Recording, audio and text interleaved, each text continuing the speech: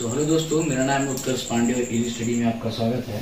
तो आज हम लोग देखने वाले हैं एक बहुत ही इंपॉर्टेंट टॉपिक कॉन्स्टिट्यूशन का, संविधान सभा। संविधान सभा देखेंगे मतलब कॉन्स्टिट्यूशन असेंबली समझेंगे। इससे जितना इंपॉर्टेंट क्वेश्चन बनता है एग्जाम में सब हम आपको एकदम शॉर्ट कंपाइल करके बढ़िया से बताएंगे। और संविधान सभा तो ऐसे बहुत पढ़ने को, अगर संविधान सभा पूरा पढ़ने जाइएगा अगर लक्ष्मीकांत से आप, तो आपको पूरा का पूरा भोर हो जाएगा लेकिन खत्म नहीं होगा। लेकिन हम लोग बढ़िया से समझेंगे कि शॉर्ट तरीके से क्या क्या क्वेश्चन बनता है। अपकमिंग एग्जाम जो भी एसएससी का आने वाला, रेलवेज का आने वाला, एनटीपीसी का है, जो भी अभी अपकमिंग एग्जाम है, अभी जीडी है, एमटीएस है, इन सब में संविधान सभा से जहाँ से क्वेश्चन बनता है वहाँ से हम लोग उठाए हैं और बढ़िया से पूरा टॉपिक को खत्म करेंगे, चैप्टर को, और बेस से समझते जाएंगे। संविधान सभा, फिर संविधान, फिर कॉन्स्टिट्यूशन बना कैसे, फिर कॉन्स्टिट्यूशन में क्या क्या है, फिर पार्लियामेंट, प्रेसिडेंट, राष्ट्रपति, उपराष्ट्रपति, सब पढ़ेंगे लोग। मतलब पूरा कॉन्स्टिट्यूशन को भी हम लोग देखेंगे, यानी कि पॉलिटी के सेक्शन को भी हम लोग देखेंगे। ज्योग्राफी का वीडियो आया है हमारे चैनल पे, हिस्ट्री का भी एक दो वीडियो आया है, और अब इसका भी सिविक्स का भी, मतलब पॉलिटी का भी चैप्टर आ रहा है। तो सबका एक दो वीडियो लाएंगे और उसके बाद सारे का सारे एक डेप्थ में जाकर सबको समझेंगे और सारा का जीएस खत्म करेंगे। तो संविधान सभा से हम लोग आज देखते हैं। कॉन्स्टिट्यूशन का ये टॉपिक था क्योंकि बड़ा कमेंट आ रहा था कि कॉन्स्टिट्यूशन से भी पढ़ाइए कुछ, तो संविधान सभा हमारा पहला बेस से स्टार्ट कर रहे हैं। तो संविधान सभा मतलब संविधान बनने का जो प्रक्रिया है, संविधान बनेगा, आज़ादी आने वाला है हमारे देश में। उस समय का बात को सोचिए कि चल क्या रहा है देश में, कि अब हमारे देश को आज़ादी मिलने वाला है, ऑलमोस्ट कुछ दिन बचा हुआ है, और अब हमारे देश को एक संविधान का जरूरत है, कि हमारा देश को एक रूल का जरूरत है कि अभी चलेगा कैसे। तो इसके लिए अंग्रेजों ने 1946 में कैबिनेट मिशन लाया। किसने लाया? अंग्रेजों ने लाया, कैबिनेट मिशन जिसे कहा जाता है। इसके तहत ही सोचा गया कि एक कैबिनेट बैठेगी, एक कॉन्स्टिट्यूशन असेंबली जैसा कुछ बने। तो कैबिनेट मिशन 1946 में आया और जुलाई में 1946 में संविधान सभा बन गया। जुलाई में 1946 में संविधान सभा बना। ठीक है, क्वेश्चन देखिए, जो मैं आपको टॉपिक लिखा हूँ पढ़ाऊंगा अभी इस छोटे से वीडियो में, संविधान सभा से यही से क्वेश्चन पूछता है, इसी का इर्द गिर्द घूमता है पूरा का पूरा, समझे? तो बढ़िया से बिना स्किप किए पूरा का पूरा टॉपिक को समझिए और याद कीजिए। एक पॉइंट में इंपॉर्टेंट जो रहेगा उसी को पढ़ाऊंगा और वही एग्जाम में पूछता है। देखिए, कैबिनेट मिशन कौन लाया था? 1946 में आया था, ब्रिटिश लोग के द्वारा लाया गया था। क्वेश्चन पूछता कब आया था कैबिनेट मिशन? 1946 में आया था। जुलाई 1946 में संविधान सभा बन गया। और जब संविधान सभा बन गया तो इसमें मेंबर्स होंगे।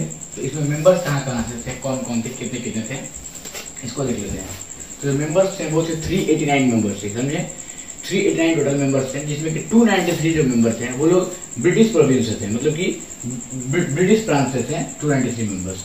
92 जो मेंबर्स थे वो लोग देसी प्रांत से थे। ठीक है, देसी वाले लोग चल रहे थे देश में, कहीं जैसे कि हैदराबाद का निज़ाम था, ऐसे करके जहाँ देसी रियासत था, देसी रियासत से 92 मेंबर चुन के आए थे। ब्रिटिश प्रांत के कितना थे? 293 थे। ये याद रखिए क्योंकि ये से पूछता है कि कहाँ से कितना था। और 4 जो थे वो चीफ कमिश्नरी से थे। ठीक है, तीनों को मिलाकर 389 होता है। तो याद रखिएगा 293 ब्रिटिश प्रोविंस से थे, देसी रियासत से 92 था, और 4 जो थे वो चीफ कमिश्नरी से थे। ठीक है, टोटल 393 होते हैं। और ऐसा नहीं है कि देखिए, इन लोगों को जो चुन के भेजा गया है ये वोटिंग पे नहीं गए थे, ये लोग सब मनोनीत होकर गए थे, और पर 10 लाख पे एक गया था। जनसंख्या के आधार पर भेजा गया था कि 10 लाख पे एक कैंडिडेट जाएगा। ठीक है, पर 10 लाख पे एक को भेजा गया था और 389 मेंबर वहाँ पे संविधान सभा में पहुंचे थे। ठीक है, और 389 में कहाँ से कौन थी आप देख लीजिएगा बढ़िया से, क्योंकि इसको याद रखना है, पूछता है सवाल। देशी प्रोविंस से, देशी रियासत से कितना मेंबर गए संविधान सभा का बैठक में? संविधान सभा जब पहली बार हुआ था तो कितना मेंबर्स थे? तो 293 मेंबर ब्रिटिश प्रोविंस से थे, 92 मेंबर देशी प्रोविंस से थे, और 4 मेंबर चीफ कमिश्नरी से थे। इसको बार बार मैं रिपीट कर रहा हूँ क्योंकि बार बार ये इंपॉर्टेंट है, ये नंबर याद रखना है आपको। ठीक है, और ये भी याद रखना है कि पर 10 लाख पे एक को चुन के भेजा गया था। ठीक है, और ऐसा नहीं है कि इसमें सिर्फ एक ही जाति है, एक ही वर्ग से लोग थे, इसमें सब वर्ग से थे। इसमें मुस्लिम भी थे, सिख भी थे, अदर्स भी थे, सामान्य जो हैं, फिर शेड्यूल्ड ट्राइब्स भी थे, कास्ट भी थे, महिलाएं भी थी, मतलब सब वर्ग को मिला के यहाँ पे सबको चुन के भेजा गया था। ठीक है, अब ये देख लीजिए कि मेंबर्स कैसे थे, कौन कौन मेंबर कहाँ थे, कितने मेंबर थे। अब ये देखते हैं कि इसका पहला मीटिंग कब हुआ। ठीक है, तो इसका पहला, अच्छा ये भी देख लीजिए कि इसमें मूलतूर पार्टी दो होती है, दो मेन पार्टी थी। कौन सी? एक मुस्लिम लीग थी, एक कांग्रेस थी। पता है आपको, कांग्रेस का स्थापना 1885 में हो चुका था। तो कांग्रेस बहुत बड़ा, तो कांग्रेस के लोग इसमें ज्यादा ही थे। मुस्लिम लीग छोटा ही, मतलब मुस्लिम लीग मेन पार्टी था और कांग्रेस मेन पार्टी था, लेकिन कांग्रेस के लोग ज्यादा थे इसमें। अभी आगे आपको सब समझाऊंगा बढ़िया से। तो कौन कौन पार्टी थी वो भी समझ लिए, कौन कौन धर्म से लोग थे भी समझ लिए, कितने मेंबर्स थे वो भी समझ लिए। अब चलते हैं कि जब ये सभा बन गया, तो जब सभा बना तो इसमें अब सिटिंग होगी, सभा की बैठक लगेगी। तो बैठक लगी तो पहली जो बैठक लगी वो 9 दिसंबर को लगी। ठीक है, ये डेट एकदम इंपॉर्टेंट है, एकदम इंपॉर्टेंट डेट है, ये पूरा लाइन इंपॉर्टेंट याद रखिएगा। फर्स्ट सीटिंग कब लगी थी? 9 दिसंबर को। 1946 में 9 दिसंबर को पहली सीटिंग लगी और उसके जो अध्यक्ष थे, जो उसका चेयरमैनशिप कर रहे थे, वो थे डॉक्टर सच्चिदानंद सिन्हा। ठीक है, याद रखिएगा, डॉक्टर सच्चिदानंद सिन्हा। पहला बैठक जो हुआ था 9 तारीख को, 9 दिसंबर को 1946 में हमारे संविधान सभा का, उसका पहला अध्यक्ष और पहले बैठक के अध्यक्ष कौन थे? डॉक्टर सच्चिदानंद सिन्हा थे। ये लेकिन अस्थायी सदस्य थे, यानी कि नॉन परमानेंट सदस्य थे, नॉन परमानेंट अध्यक्ष थे, सॉरी सदस्य नहीं अध्यक्ष थे। इसकी अध्यक्षता किसने की थी? तो डॉक्टर सच्चिदानंद सिन्हा ने, लेकिन उस दिन वो नॉन परमानेंट थे क्योंकि वो सबसे बड़े थे, सबसे उम्रदार थे उस पूरे सभा में, इसलिए इनको उस दिन का अध्यक्ष बनाया गया था। उस दिन कोई चुन के या फिर ऐसा कुछ बात करके ऐसा कोई परफेक्ट कोई परमानेंट सदस्य अध्यक्ष बना दिया जाए, ऐसा नहीं हुआ था। फिर 2 दिन के बाद 9 के बाद 11 को, क्योंकि 10 को जो मुस्लिम लीग पार्टी थी उसने इस सभा का बर्खास्त किया और वो लोग इसमें पार्टिसिपेट नहीं किए, तो एक दिन का डिले हुआ। 11 तारीख को फिर सेकंड सीटिंग बैठी और सेकंड सीटिंग जब बैठी 1946 दिसंबर को जो सेकंड सीटिंग बैठी उस तारीख था 11 तारीख। 9 के बाद एक दिन का गैप रहेगा, मुस्लिम लीग ने उसमें बहिष्कार किया था। 11 को जब बैठक हुई तो उसमें डॉक्टर राजेंद्र प्रसाद ने अध्यक्षता की थी, याद रखिएगा, और वो फिर परमानेंट बने, स्थायी बने। तो यही से क्वेश्चन बनता है कि नॉन परमानेंट यानी कि अस्थायी सदस्य कौन थे? तो अस्थायी सदस्य डॉक्टर सच्चिदानंद सिन्हा बने थे। किस मूलभूत से इनको बनाया गया था पहला दिन? तो उम्र के आधार पे, ये सबसे बड़े थे उस समय असेंबली में, इसलिए इनको सच्चिदानंद सिन्हा को बनाया गया था नॉन परमानेंट ये अध्यक्ष थे। ठीक है, और 11 तारीख को जब सेकंड बैठक हुई तो स्थायी कौन बने? राजेंद्र प्रसाद बने। मतलब कि परमानेंट अध्यक्ष कौन बने थे इसका? संविधान सभा का राजेंद्र प्रसाद। यहाँ पे क्वेश्चन बनता है, बहुत कोई जब क्वेश्चन पूछता है ना कि संविधान सभा के स्थायी अध्यक्ष कौन थे, तो आदमी डॉक्टर भीमराव अम्बेडकर मान लेता है, कहीं कि सोच जानता है कि कॉन्स्टिट्यूशन से, लॉ से, इसे तो कोई भी क्वेश्चन पूछता है ना अम्बेडकर आंसर होगा। ऐसा नहीं है, अम्बेडकर शिक्षा हर जगह नहीं है। अम्बेडकर शिक्षा कहाँ आएंगे आपको बताएंगे बढ़िया से। तो राजेंद्र प्रसाद इसका आंसर होगा। संविधान सभा के अध्यक्ष, स्थायी अध्यक्ष राजेंद्र प्रसाद, अस्थायी अध्यक्ष कौन बने थे? डॉक्टर सच्चिदानंद सिन्हा, याद रखिएगा। चलिए अब देखिए, जब 9 हो गया, 11 हो गया, अब 13 को एक दिन का फिर गैप हुआ। 13 को जवाहरलाल नेहरू के द्वारा एक उद्देश्य प्रस्ताव लाया गया। उद्देश्य प्रस्ताव क्या था कि हमारा जो पूरा कॉन्स्टिट्यूशन बनेगा इसका उद्देश्य क्या होगा, ये जब पूरा इकट्ठा करके कंपाइल करके एक छोटा सा उद्देश्य इसका कुछ होना चाहिए ना, और उस उद्देश्य के आधार पर पूरा कॉन्स्टिट्यूशन को बनाएंगे। तो ये उद्देश्य प्रस्ताव था, ये कौन लाया था? ये क्वेश्चन पूछता है, उद्देश्य प्रस्ताव कब आया था?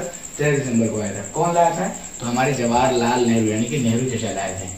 ठीक है, तो जवाहरलाल नेहरू 13 दिसंबर को 1946 में उद्देश्य प्रस्ताव लाए थे, जिसको प्रस्तावना बोला जाता था बाद में, जो बाद में प्रियम्बल बना हमारा। और वो कब पार हुआ था? तो 22 जनवरी 1947 को। 22 जनवरी 1947 को जो हमारा उद्देश्य प्रस्ताव था वो पारित हो गया असेंबली से, यानी कि संविधान सभा से पास हुआ।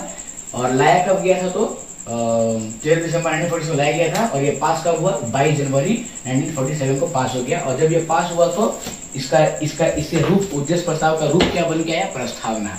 और प्रस्तावना यानी कि प्रियम्बल, जो हमारे कॉन्स्टिट्यूशन में चैप्टर नंबर 1 है वो प्रियम्बल का है। आपको पता है? नहीं पता है तो आगे जब आपको पढ़ाएंगे, इसके बाद ही टॉपिक एक दो लेक्चर के बाद प्रियम्बल भी पढ़ाएंगे आपको। तो प्रियम्बल जो था वो उद्देश्य प्रस्तावना से बन के आया था, जो कि जवाहरलाल नेहरू लाए थे 13 दिसंबर को 1946 में असेंबली में, यानी कि संविधान सभा में लाए थे। तो उद्देश्य प्रस्ताव समझ गए। इसी से बाद में 22 जनवरी को प्रस्तावना बना, प्रियम्बल बना, जो हमारा चैप्टर 1 है कॉन्स्टिट्यूशन का। और ये सब जब हो गया, जब प्रस्तावना बन गया, अस्थायी सदस्य बन गए, अध्यक्ष आ गए, तो ये सब जब बन गया, यानी कि अब कॉन्स्टिट्यूशन बनने की प्रक्रिया चालू हो गई। तो अब जो कॉन्स्टिट्यूशन बनने की प्रक्रिया चालू हो गई, तो इसके लिए एक एडवाइजरी कमेटी रखा गया कि इन लोगों को एडवाइज करेगी वो कमेटी। तो उस एडवाइजरी कमेटी के जो अध्यक्ष थे उससे भी सवाल पूछता है। तो उससे क्या सवाल पूछता है कि एडवाइजरी कमेटी के सदस्य उस समय वो जो बनी थी संविधान सभा, उसके जो सलाहकार समिति थी उसके अध्यक्ष कौन थे? तो BN राव जी उसके अध्यक्ष थे। ठीक है, BN राव जी, देखिए यहाँ देखिए, BN राव जी उसके अध्यक्ष थे, याद रखिएगा, यहाँ क्वेश्चन पूछता है। तो कहीं आपको कोई दिक्कत नहीं, आपको बढ़िया सी टॉपिक समझ में है अभी। तो चलिए आगे बढ़ते हैं और समझते हैं कि BN राव जी के बारे में हमने समझ लिया कि वो सलाहकार समिति के अध्यक्ष थे। और हम लोग और समिति जो बनी थी संविधान सभा के बनने के लिए, सलाहकार समिति जो बनी थी कि सलाह देगी इस संविधान सभा को, लेकिन संविधान सभा जब बनने के लिए स्टार्ट हो गई तो उस संविधान को बनाने के लिए और संविधान सभा को चलाने के लिए 13 कमेटी बनी, समझे। वो 13 कमेटी अलग अलग बनी। तो 13 कमेटी से क्वेश्चन नहीं बनते, लेकिन जिनसे क्वेश्चन इंपॉर्टेंट बनते हैं वो हम लोग डिस्कस करेंगे यहाँ पे। तो ये पहले इंपॉर्टेंट क्वेश्चन यही है कि कितनी कमेटी बनी थी, तो 13 कमेटी बनी, ठीक है। और 13 कमेटी जो बनी उसमें संचालक कमेटी इंपॉर्टेंट थी। तो संचालक कमेटी उसे आप मत देखिए, आप बढ़िया से खाली मेरे वर्ड सुनिए, आप समझिएगा। संचालक कमेटी से आप क्या समझ पा रहे हैं कि संचालक यानी कि जो रन करवाएगा, तो संविधान सभा को रन या संविधान सभा का संचालन कौन करेगा, जो उसका अध्यक्ष होगा वही करेगा ना जी। जिसका अध्यक्ष कौन थे, राजेंद्र प्रसाद जी थे। तो संचालक सभा के अध्यक्ष कौन थे, राजेंद्र प्रसाद। याद रखिए, क्वेश्चन पूछता है कि संविधान सभा के जो कमेटी बनी थी उसमें जो संचालक समिति बनी थी उसके अध्यक्ष कौन थे, तो डॉक्टर राजेंद्र प्रसाद थे। संचालक समिति के राजेंद्र प्रसाद हो गया। प्रांत संचालक समिति बनी थी, प्रांत संचालक समिति। अब ये जो क्वेश्चन आएगा कि प्रांत संचालक समिति के अध्यक्ष कौन बने थे, तो सरदार वल्लभ भाई पटेल। प्रांत से हम लोग जानते हैं लौह पुरुष थे, पूरे के पूरे जो राज्य अलग होना चाहते थे या फिर जो हम लोग में नहीं मिलना चाहते थे, उन लोगों को कैसे इकट्ठा करके ठोक बजा के सबको अपने मिलाएं, ये काम सरदार वल्लभ भाई पटेल ने किया था। तो प्रांत से जहां भी जुड़ा हुआ बात आएगा वहां पर सरदार जी आपको मिलेंगे ही। तो प्रांत संचालक समिति के अध्यक्ष कौन थे, प्रांत को कैसे रन करवाना, प्रांत को कैसे गवर्न करना, प्रांत को कैसे एक मिला के चलना है, इस सबको संचालक कौन कर रहे थे, तो सरदार पटेल जी। ये आपको पता है, प्रांत से आप समझ पा रहे हैं। संघ समिति, संघ शक्ति समिति थी, उसकी अध्यक्षता किसने कर रही थी, ये भी इंपॉर्टेंट था। 3-4 कमेटी इंपॉर्टेंट चीज बता रहा है। एक तो आपको मैं बता दिया संचालक समिति, उसके राजेंद्र प्रसाद जी थे। प्रांत संचालक समिति सरदार पटेल जी थे। संघ समिति जो थी, संघ शक्ति समिति। अब संघ का पूरा पावर किसके पास होता है, प्राइम मिनिस्टर के पास, यानी कि जवाहरलाल नेहरू।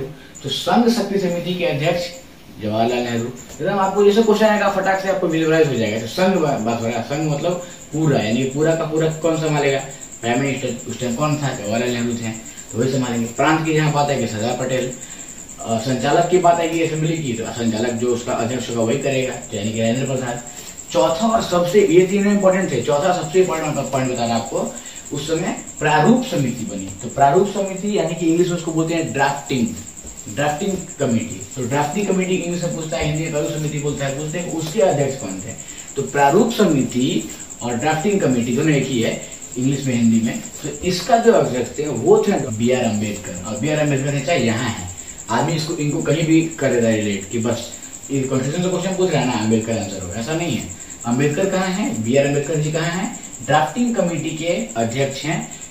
और ड्राफ्टिंग कमेटी में भी 7 मेंबर थे, और 7 मेंबर में एक अध्यक्ष ये भी थे, यानी कि 6 मेंबर और 7वां अध्यक्ष ये थे, यानी कि 7 मेंबर की कमेटी थी ड्राफ्टिंग कमेटी। याद रखिए कि कितने मेंबर की कमेटी थी, 7 मेंबर की। और इसके अध्यक्ष कौन थे, इसके अध्यक्षता किसने की, तो B.R. अम्बेडकर जी ने। और इसीलिए इनको, क्योंकि ड्राफ्टिंग पूरा का पूरा कॉन्स्टिट्यूशन का ड्राफ्ट कैसे होगा, ये पूरा ड्राफ्ट कैसे बनेगा, पूरा का पूरा इसका स्ट्रक्चर कैसे रेडी होगा, ये सब कुछ इसमें कहाँ से कौन से देश से कैसे ड्राफ्ट करके जोड़ना है, सारे के सारे लॉज को, सारे के सारे एक्ट्स को, सारे के सारे टर्म्स को, ये सब का सब काम B.R. अम्बेडकर जी ने किया था। इसलिए इनको पूरे के पूरे कॉन्स्टिट्यूशन का, पूरे संविधान का निर्माता का संज्ञा दिया गया है। समझ पा रहे हैं बढ़िया से।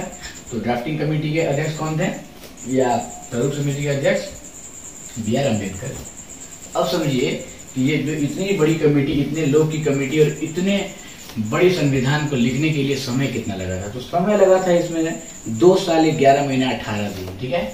2 साल 11, देखिए 2 साल 11 महीने।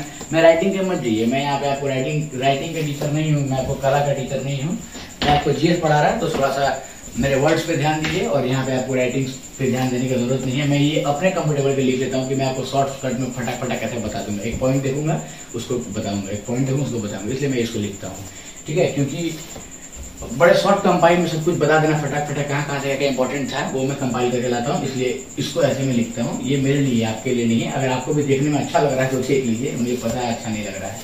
तो खैर, तो टाइम टेकन कितना था इसको पूरा ड्राफ्ट करके बनाने में, 2 ईयर 11 मंथ और 18 डेज लगे थे पूरे के पूरे हमारे संविधान को बनाने में।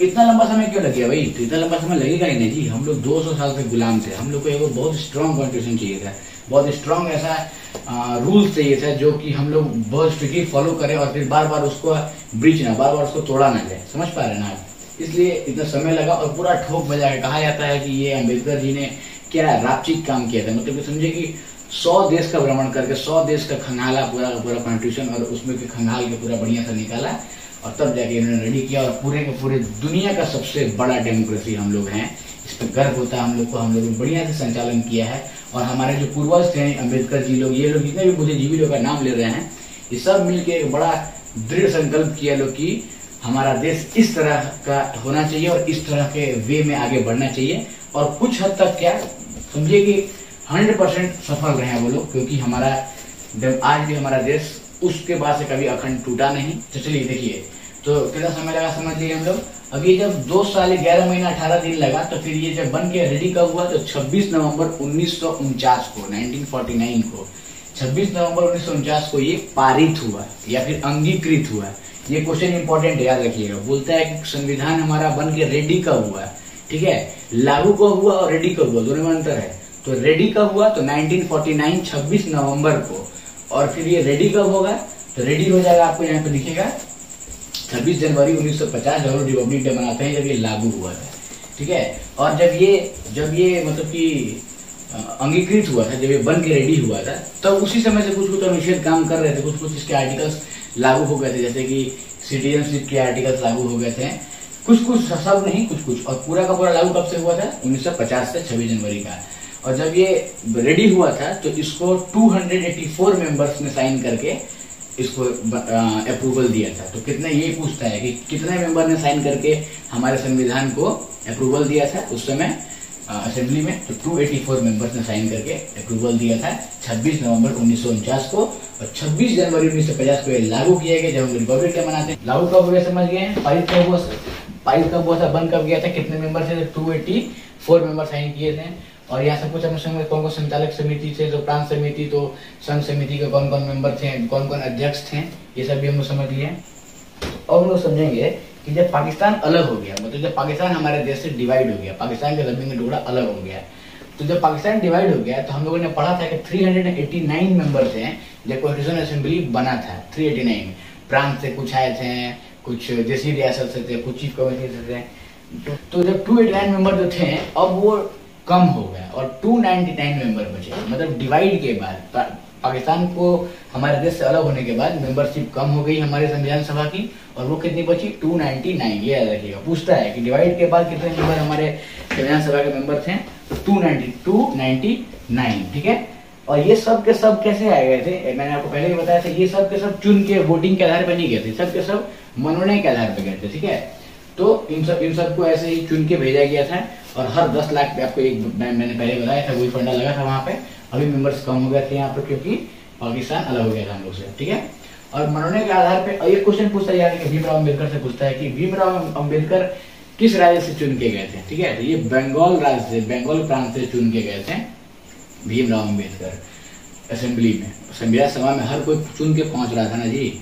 तो भीमराव अम्बेडकर कहाँ से पहुंचे थे, ये क्वेश्चन पूछता था। भीमराव अम्बेडकर हमेशा कॉन्स्टिट्यूशन में भीमराव अम्बेडकर हमेशा आपको दिखते रहेंगे, इसलिए मैक्सिमम बच्चा लोग इनका हर जगह पे यही आंसर मार देता है। लेकिन ऐसा मारना नहीं है, बहुत जगह राजेंद्र प्रसाद होंगे या फिर मतलब कि पढ़ के मारना है, अंदाजा नहीं मारना है, और क्या है।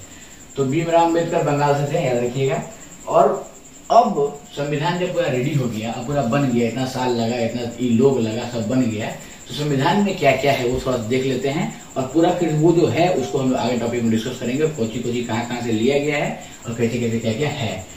पूरे संविधान में 395 अनुच्छेद थे। मैं तब की बातें कर रहा हूँ जब संविधान बनकर रेडी हुआ, ठीक है। तो 395 अनुच्छेद थे, 22 भाग थी, यानी 22 पार्ट था, और 8 अनुसूचियां थी, 8 अनुसूचियां थी। लेकिन अब पूछता है कि, अब क्वेश्चन पूछता है कि संविधान, क्योंकि अब जो है नाउ 12 अनुसूचियां हो चुकी है। ये सब वैसे 395 है, भाग जो है वो 22 का 22 ही है, लेकिन जो अनुसूचियां हैं वो 8 से 12 हो चुकी है, यानी 4 बढ़ चुके हैं। तो अब पूछता है कि संविधान सभा जब बनी थी तो अनुसूचियों की संख्या कितनी थी, तो 8, अभी कितनी है, 12, ठीक है।